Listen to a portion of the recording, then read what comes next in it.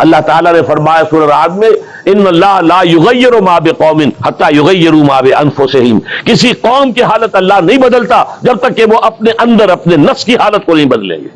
پہلے اندر اپنے آپ کو بدلو، پہلے حلال پر اکتفا کرو، حرام سے اجتناب کرو، گھروں میں شرعی پردہ نافذ کرو، شرعی پردہ، یہ رواجی پردہ نہیں، شرعی پردہ۔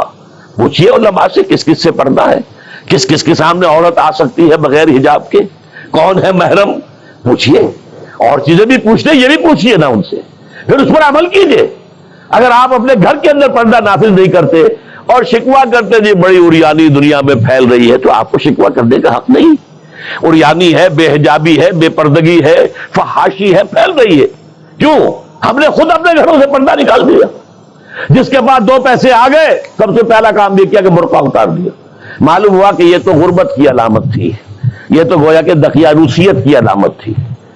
تو ہمیں یہ سوچنا چاہیے، ہماری معاشرت، اب کسی نے قانون تو ہمارے اوپر نافذ نہیں کیا ہے کہ عورتیں پردہ نہ کریں، اللہ کا شکر ہے آج تک پاکستان میں تو ایسا نہیں ہوا ہے۔ مسلمان ملک ایک ترکی بھی ہے، وہاں عورت اپنا سر بھی نہیں ڈھانپ سکتی۔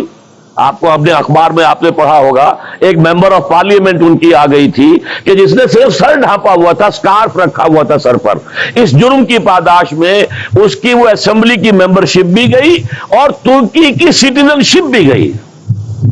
ہمارے ہاں تو نہیں، جس گھر سے بھی پردہ نکلا ہے اپنی مرضی سے نکلا ہے، جس نے بھی چھوڑا ہے اپنے ارادے سے چھوڑا ہے، کسی نے آپ پر لازم نہیں کیا۔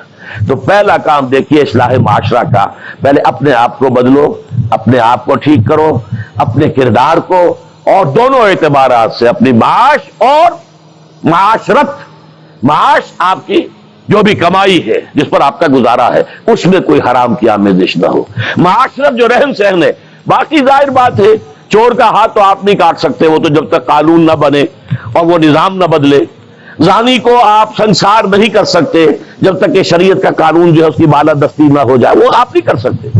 سود آپ ختم نہیں کر سکتے جب تک کہ وہ نظام حکومت ختم نہ کرے، ورنہ تو ہر ایک جو ہے پورے ہمارے نظام کا جو ہے تانا بانا سود پر ہے۔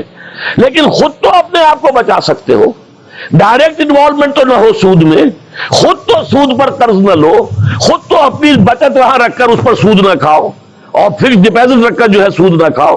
کم سے کم ان دونوں اعتبارات سے جب تک کہ ہم اپنے آپ کو، تقویٰ تو بہت اونچی چیز ہے، اور تقویٰ بھی وہ جتنا کہ اللہ کے تقویٰ کا حق ہے، تو بہت اونچی بات ہے، کم سے کم جو صریح حرام ہے اس سے تو بچیں۔ تو پہلی منزل یہ، بلکہ میرے اب آج کی ترتیب میں دوسری منزل ہوئی۔ پہلی منزل کیا تھی؟ یقین والا ایمان حاصل کرو، یقین پیدا کرے ناداں، یقین سے ہاتھ آتی ہے وہ درویشی کہ جس کے سامنے جھکتی ہے فقوری۔ ایسے ایسے درویش گزرے ہیں۔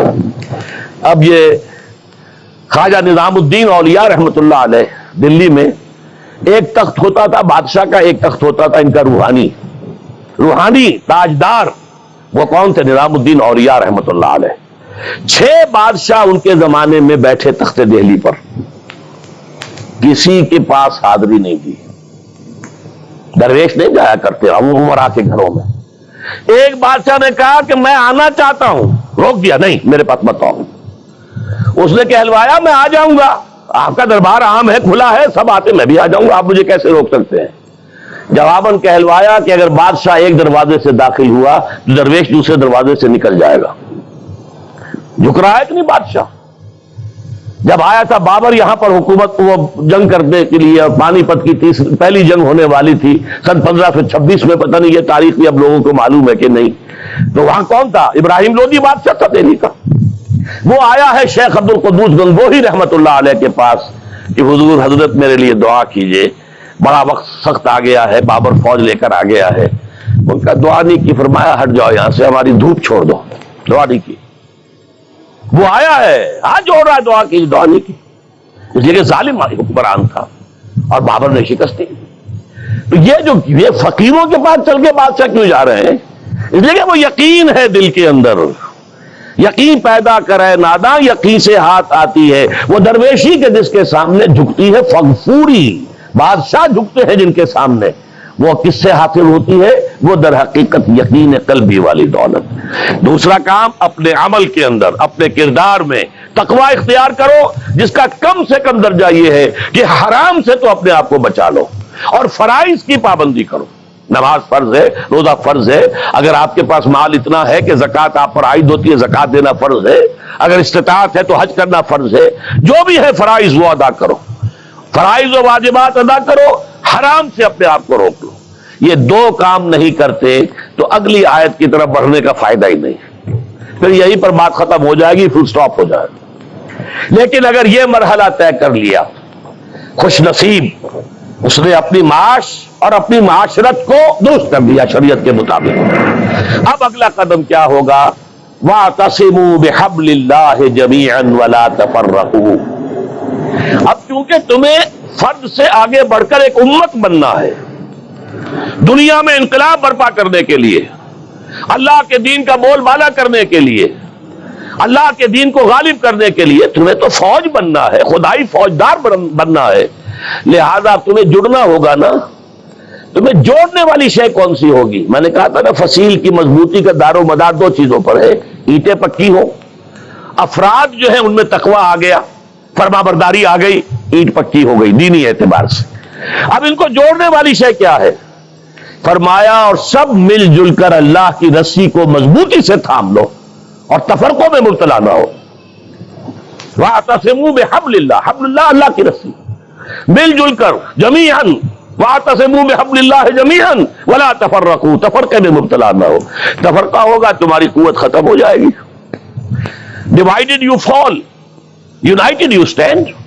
اگر تمہیں مضبوط ہو اور مجتمع ہو، بنیاد مرصوص ہو، تو تمہیں کوئی شکست نہیں دے سکتا۔